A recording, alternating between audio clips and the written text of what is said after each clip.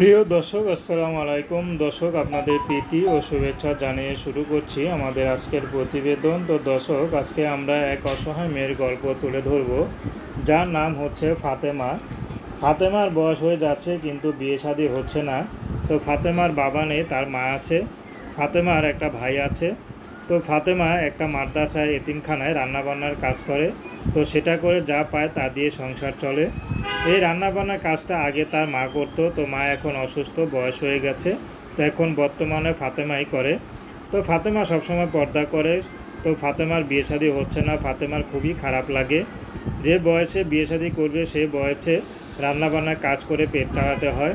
তো ফাতেমাকে অনেকে এলাকার অনেক খারাপ কথা বলে, বাজে কথা বলে।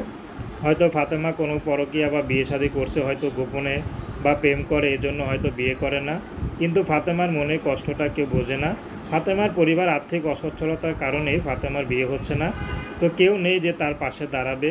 ফাতেমা এখন এসেছে, যদি 70-80 কোনো বয়স্ক পুরুষও ফাতেমাকে বিয়ে শাদী করতে চায়, ফাতেমা বিয়ে শাদী করতে রাজি আছে।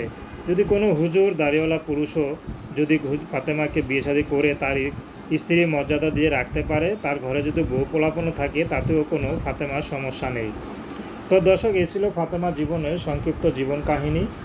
তো প্রেম, ভালোবাসা, সাহায্য, সহযোগিতা, বিয়ে শাদী করা একান্ত আপনাদের ব্যক্তিগত ব্যাপার। আসুন আমরা 5 ওয়াক্ত নামাজ পড়ি, দেশের সেবা করি। আসসালাম।